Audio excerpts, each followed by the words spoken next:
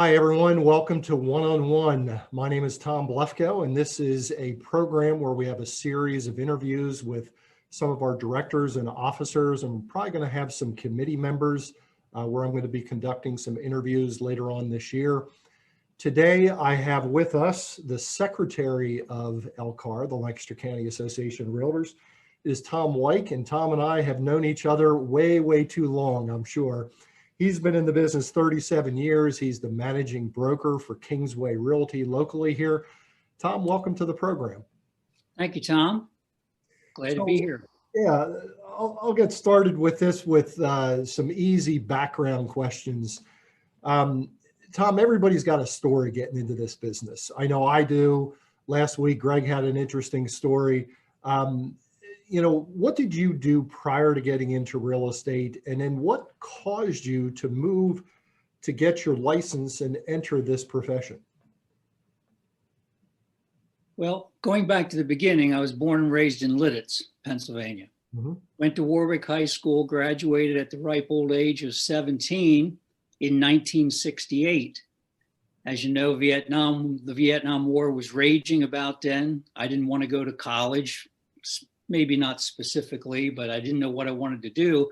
So I enlisted in the Navy in order to write my own ticket, so to speak. Spent 4 years in the Navy. And when I got out, I still didn't know what I wanted to do. But a friend of mine, high school buddy, Tom Risser, he was working part-time at Your Place restaurant. So he said, why don't you start working here until you figure out what you want to do? So I did. Started there part-time, got into management, helped them open some stores, was in charge of 5 of their stores. But then the time spent doing the work was getting to me. I was married, had my first child, and I wanted to move towards something that would give me more control over my time, as well as flexibility of schedule to be able to attend some of my kids' school activities and things like that, even during the day. By that time, 1984, Tom Risser had been in real estate over 7 or 8 years already. And he said, why don't you get into real estate? You keep following them around. I did, yeah. So I took the courses and got my license in May of 1984. Wow. I never knew, first of all, because I know Tom Risser, as you know, there's 3 Toms here. I did not know he was in the restaurant Your Place franchise when it was locally here. Which restaurant did you start at?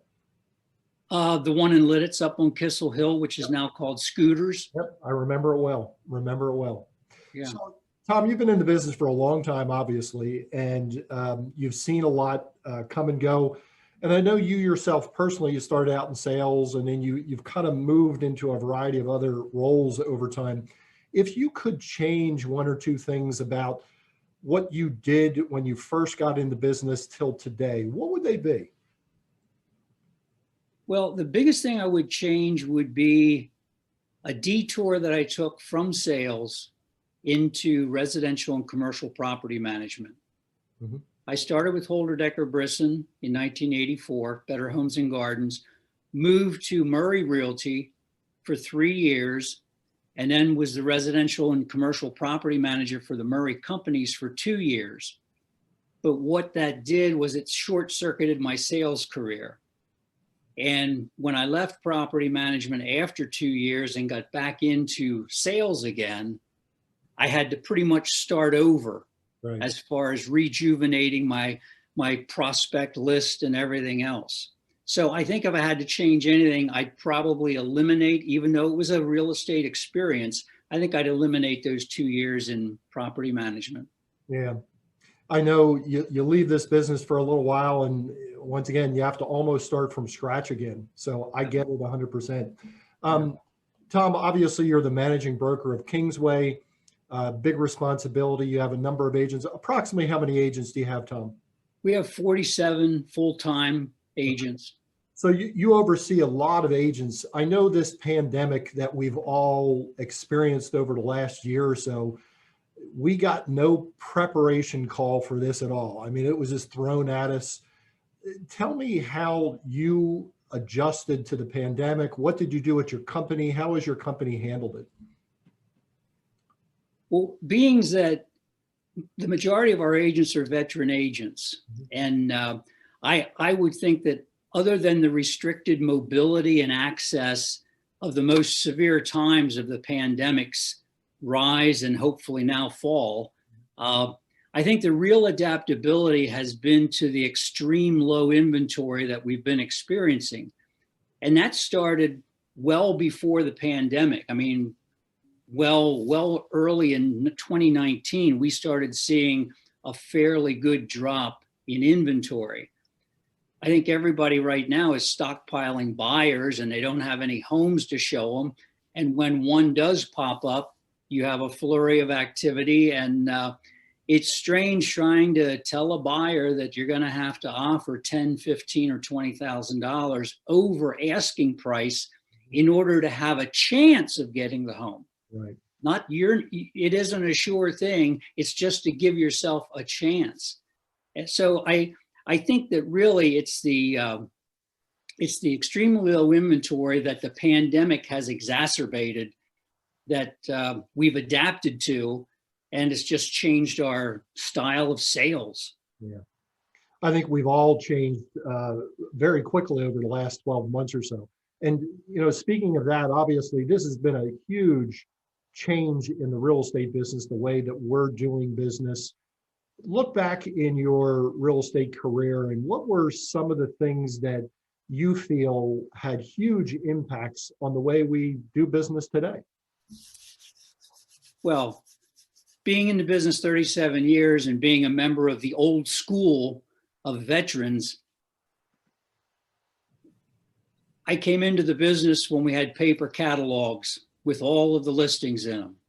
We didn't have an electronic MLS. We didn't have a Microsoft tablet to carry around, and basically that was your MLS book, so to speak.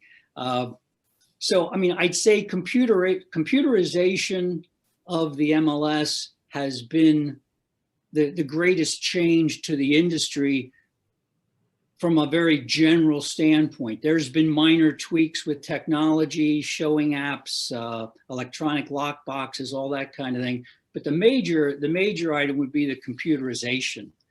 And if I had to say a second thing, and this starts to come from brokerage and management position now, is the development of real estate teams, which have given top producers the opportunity to grow beyond what they can do just themselves. And my only hope for team members is that hopefully they will become independent, detached realtors themselves and continue to enhance the local market, LCAR, and their own companies. Yeah. Agree with you 100% on those two perspectives. I mean, the computerization, because I kind of mirror your time frame for getting into the business. MLS has just come a long way, and also the proliferation of teams. I agree 100% there. Tom, once again, we keep talking about your experience in this business, but as you know, I mean, you're secretary of LCAR this year. As you know, when you get involved with LCAR, not a lot of pay to that. You're investing some of your time, your valuable knowledge with other people in the industry. Tell us why you got involved initially with LCAR and why you continue year after year to come back and volunteer your time. Well, I think I really didn't decide to get involved with LCAR. I think I was indoctrinated early on. My first 6 to 8 years in real estate, I was surrounded by people that a lot of people wouldn't recognize, but they were the icons of the real estate industry at the time. People like Lloyd Decker, Bud Holder, Leon Brisson, a lot of older ladies, at least to me at the time, Marnie Monet, Jean McDermott, Patty Armstrong, and then guys like Bob Heiserman, Bob Rose, Tom Risser. Further on, Tim Johns, Mel Hurst, Chris Poole, Doug Riebert. these folks and many other veterans kind of were my mentors, and they showed me kind of like the way to go as far as get involved, stay involved, because you'll always benefit more from volunteering than you'll ever invest in time and energy. So it's just been something that I got involved probably just in the early 90s. In the 80s, I was gung-ho sales career, but after my stint in property management and I came back into sales, that's when I started to get involved in LCAR. Yeah. I've been involved a long time as well, as you know, and even though you're volunteering your time, I get so much more out of it with the people that you meet. So I mirror your comments there. Let's lighten it up here a little bit, Tom, with some quick hitting questions. Tom, in the day and age in which we find ourselves now, we all carry around, all carry around one of these devices. Mm-hmm. Are you an iPhone guy or an Android guy, and why? I was Android up until about 3 years ago, and my wife and daughter finally convinced me to go iPhone. So now I am an iPhone guy, and I probably wouldn't go back. Wow. Okay. Everybody in our industry, we read stuff. I know from a brokerage standpoint, you being in the position that you're in, I know we have to read to stay on top of things. When you read a book, Tom, is it typically fiction or nonfiction or kind of a mixture of both? I like nonfiction. I like to learn something that actually happened, because usually it's something that happened already, whether it's last week, last month, or last year, or last century. Mm-hmm. I like to learn something from it. Yeah. So I'd say nonfiction. Okay. And Central Pennsylvania, as you know, you and I both live here. It's a great place to live, raise a family, do things. When you have some free time, Tom, either in the past or let's say coming up, and you have maybe 1 or 2 days that you can get away and go anywhere in Central PA that you'd like to go within a 1-hour driving distance, where would you go and what would you do? In Central PA. Mm-hmm. Okay. And by the way, it could be I just stay at home and rest. Well, if it's within about an hour or so, I'd probably go visit my son and his wife and 2 lovely children down in Ambler. He's a physician's assistant down there, and they're only about an hour away. Yeah. Other than that, I mean, I tried skiing one time and just about broke my neck. So I wouldn't travel to Round Top or any of the skiing sites during the winter. But I'd probably visit family. Okay. Tom, we've all had our quote unquote first house. Describe the first house that you bought, and do you remember what you bought it for? Oh yeah, I've gone through the story many times, but it was a modified A-frame, all cedar siding, outside and inside. So there was no maintenance to it. It was in the middle of the woods on 13 acres up near Brickerville, near Speedwell Forge Lake. Tom Risser sold it to me, mm-hmm. by the way.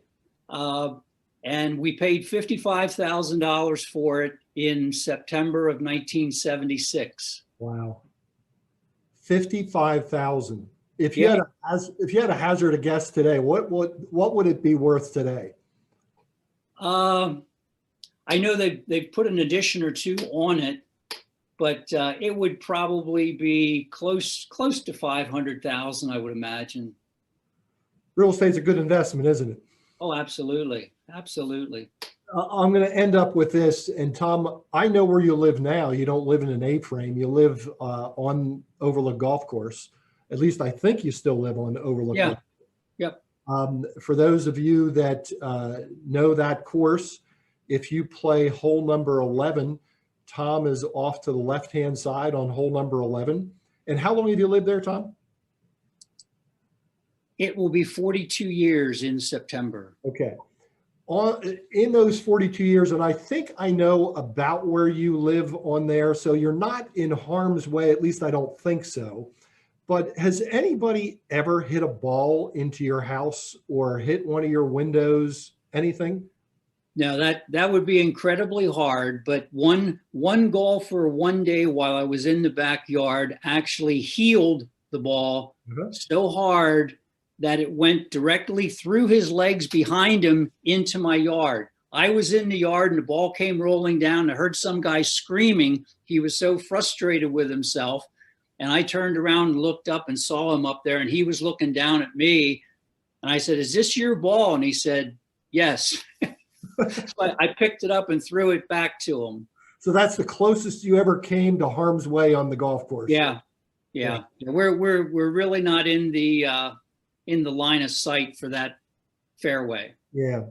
Hey, Tom, I wanted to thank you for taking a couple minutes out of your day and spending here and sharing some of your insights on the real estate business and some things about yourself. I really appreciate it. Just to let everybody know, down below, both Tom and I, is our names, our companies, our contact information. We as association executives want to hear from you as the membership, things that you like that we're doing, things that perhaps we could do a better job on. Please get in touch with either Tom or myself. I guarantee you we'll get back in touch with you. We may not agree with you, but we'll listen and we'll see if there's some room there that we can implement some things that our membership is telling people like Tom and I. So Tom, once again, thanks. Appreciate your time today. And for those of you that this is the second interview, we'll be conducting more as we go along. So stay tuned for another one in another week or two. Take care, everyone.